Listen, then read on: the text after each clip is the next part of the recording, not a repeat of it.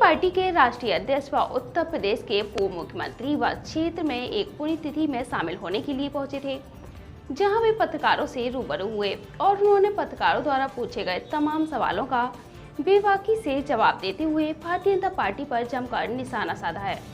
बता दें कि समाजवादी पार्टी के राष्ट्रीय अध्यक्ष बेवर क्षेत्र में एक निजी कार्यक्रम में हिस्सा लेने के लिए पहुंचे थे। यहां एक पुण्यतिथि में हिस्सा लेने के लिए यहां पहुंचे थे, जिसके बाद वे पत्रकारों से रूबरू हुए और उन्होंने पत्रकारों द्वारा सबसे पहले पूछे गए मणिपुर कांड के बारे में बताते हुए बताया कि मणिपुर जैसी घटना कहीं दुनिया में नहीं हुई होगी। इस घटना ने भारत की प्रतिष्ठा दुनिया में गिराई है। हम आप सब जब ऐसी तस्वीरें देखते हैं तो हमारा सर शर्म से झुक जाता है। कोई कल्पना कर सकता है वह किसी की माँ, बहन, बेटी रही होगी। और वहाँ के मुख्यमंत्री का कहना है कि यह कोई एक घटना नहीं हुई है, ऐसी तमाम घटनाएं हुई हैं। मणिपुर की घटना हुई है तो आरएसएस की जो नफरत फैलाने की राजनीति है, आरएसएस की जो बांट करके राज करने की नीति है और भारतीय जनता पार्टी की वोट की राजनीति की वजह से मणिपुर में ऐसी घटना हुई जहां महिलाओं को इस तरीके से घुमाया गया। वहीं उन्होंने मालदा में भी हुई घटना को लेकर कहा कि जहां कहीं भी इस तरीके के मामले आ रहे हैं, सरकार को कार्रवाई करनी चाहिए। हालांकि मैं कोई विवादित बात नहीं कहना चाहता हूं, ऐसी कोई बात नहीं कहना चाहता हूं जिससे कोई विवाद बढ़े। एक समय था जब फूलन देवी के साथ अपमान हुआ, तो सोचिए आज भी वह खाई नहीं भर पाई है। और मणिपुर में जो घटना हुई है उसके लिए भारतीय जनता पार्टी माफ़ी मांगे देश की महिलाओं से। उन्होंने एनडीए और इंडिया पर बोलते हुए बताया कि एनडीए की हवा निकल चुकी है, इसलिए उनको जो कोई मिल रहा है उनको शामिल कर रहे हैं। लोकसभा चुनाव में इस बार बीजेपी का सफाया होगा। इंडिया गठबंधन में मायावती और ओवैसी को न लिए जाने के सवाल पर बोले जो गठबंधन बन गया है यही गठबंधन आगे चलता रहेगा। इंडिया में मतलब साफ है कि इंडिया में मायावती और ओवैसी के लिए कोई जगह नहीं बची है। इंडिया गठबंधन में प्रधानमंत्री पद के दावेदार को लेकर बोले हमारे पास इतने प्रधानमंत्री हैं कि सब प्रधानमंत्री बन सकते हैं और कोई ना कोई प्रधानमंत्री बनेगा। हम लोग तय करेंगे, जिसमें बीजेपी को चिंता नहीं करनी चाहिए। पास तो कोई चॉइस भी नहीं है और जो है वह कितने असफल हैं। अखिलेश यादव ने इशारों में ओम प्रकाश राजभर पर तंज कसते हुए सवाल पूछा, वह कौन सा नेता है जिसने देश के प्रधानमंत्री को सबसे झूठा प्रधानमंत्री बताया, और वह कौन सा नेता है जिसने प्रदेश के मुख्यमंत्री को सबसे झूठा नेता बताया है।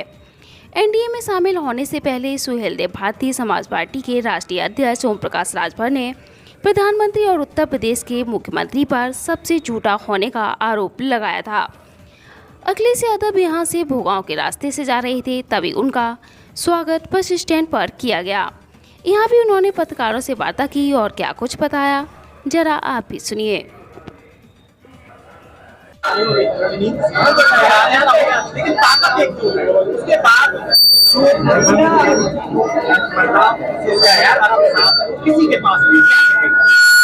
देखिए ये इस बार देखिए बुनियादी सवाल नहीं है कि समाजवादी पार्टी लगातार मुकाबला कर रही है और समाजवादी पार्टी बीजेपी को हरा करके यहाँ तक पहुँच गई है।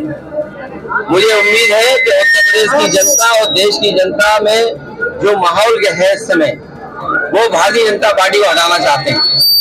इस बार भारतीय जनता पार्टी कोई चाल चल ले, उनका सफाया होना निश्चित है। देखिए इनके पास कोई न्याय नहीं। ये बेरोजगारी पे बात नहीं करेंगे, महंगाई पे बात नहीं करेंगे, जिस तरीके से बिजली महंगी आ रही इस पे बात नहीं होंगे।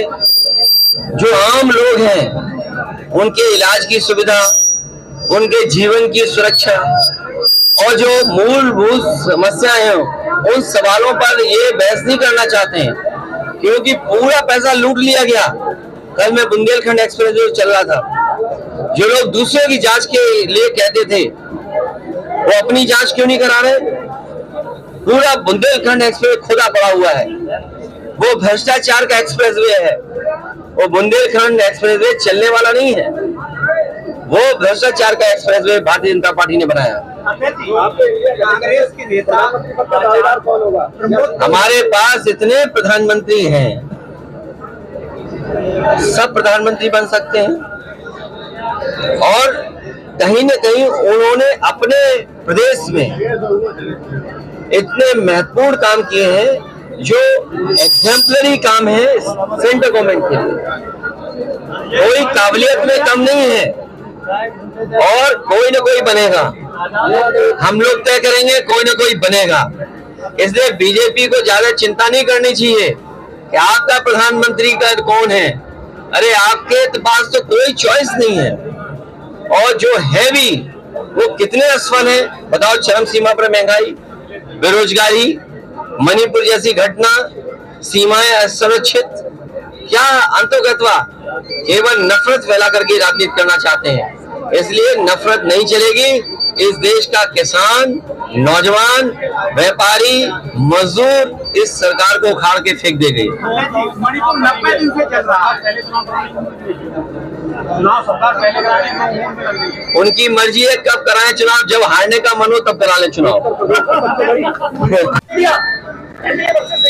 देखिए, एनडीए हो गया, थक गया है। एनडीए की हवा निकल गई, एनडीए की हवा निकल चुकी है, और हवा इसलिए निकल चुकी है कि उन्हें जो कोई मिल जा रहा है उसको शामिल कर दे रहे हैं। अगर आप बता दो कि अशोक के पेड़ को शामिल करने से बीजेपी को वोट मिल जाएगा, तो इस अशोक के पेड़ को खोद ले जाएंगे वो, और ये खोद ले जाएंगे, हम दे देंगे, चिंता मत कर। चोर होगा बीजेपी वाला। बीजेपी की सरकार है, अपनी जेबों पे हाथ रख लो, ये चोरी हो जाएगी पैसे की। अभी दिलवा देंगे।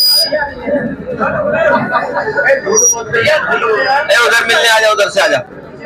इसलिए मैं कहना चाहता हूं कि बीजेपी के लोगों को पता है कि अब सत्ता में आने वाले नहीं है। महंगाई चरम सीमा पर, बेरोजगारी चरम सीमा पर, किसान दुखी, व्यापारी दुखी, मजदूर को कोई मदद नहीं मिली, और जिस तरह सरकार काम कर रही है, जिला अस्पताल में किसी गरीब का इलाज नहीं हो पा रहा है। मेडिकल कॉलेज बोल रहे हैं, ये बना रहे हैं। पूरे उत्तर प्रदेश में कहीं भी एक ऐसा जिला अस्पताल नहीं बनाया जिसमें गरीब का इलाज हो रहा हो। ये सरकार बताए कि कहीं भी एक जिला अस्पताल बनाया हो जिसमें इलाज गरीबों का हो रहा हो।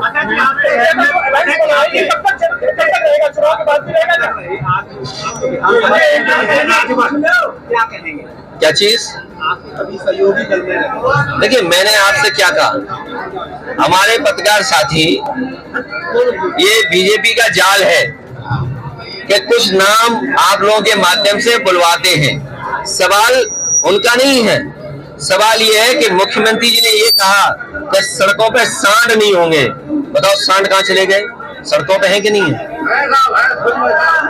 बताओ, मुख्यमंत्री जी ने कहा कि सांड सड़क पर नहीं होंगे, और हम बताएं आपको। अरे पत्रकार भाइयों, ये समझदार है कि ना समझ है? ध्वस्त आप ही ने लोगों ने देखा होगा किस तरीके से वोट की लूट हुई थी।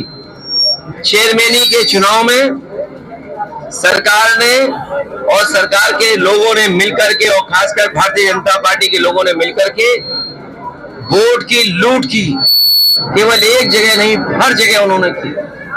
और अब जो मणिपुर का मामला आया है, मणिपुर जैसी घटना इधर कहीं दुनिया में नहीं हुई होगी। इस घटना ने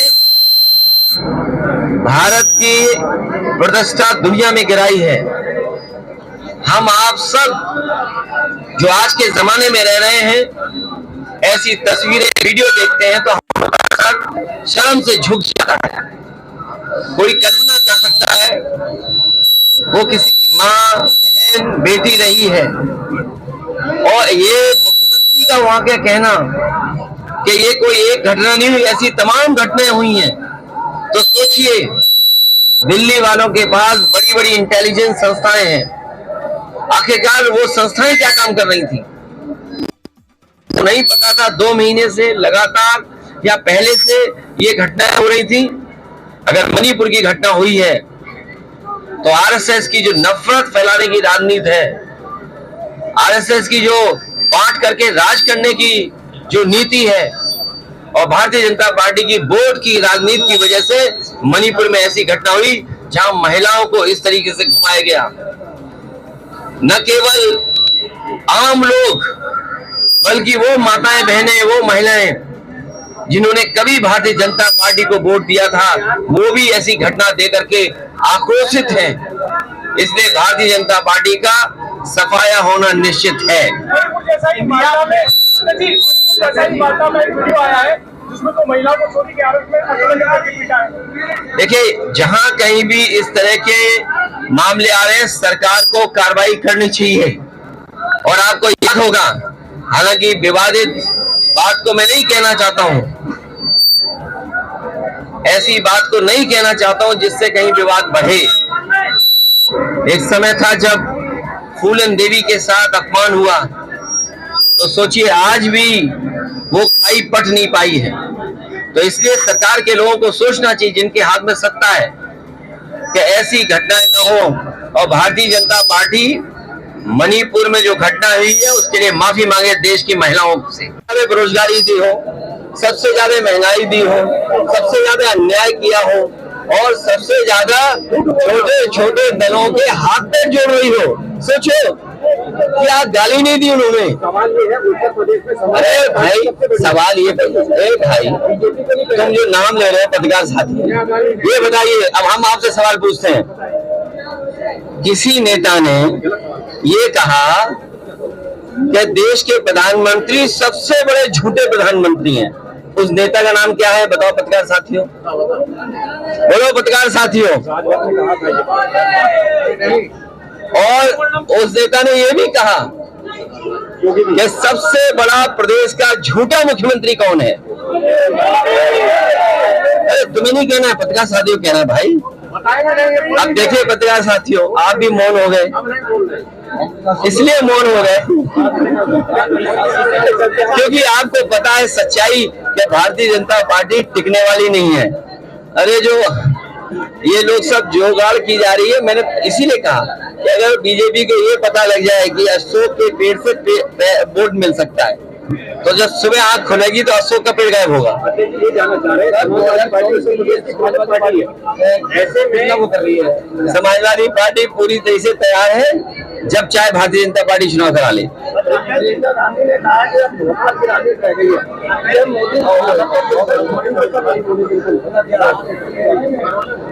ये कोई सवाल नहीं है।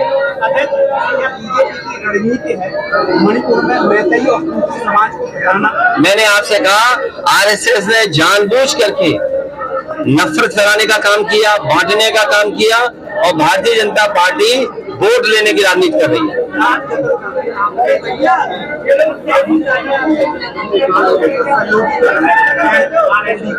पश्चिम में बहुत ज्यादा बीजेपी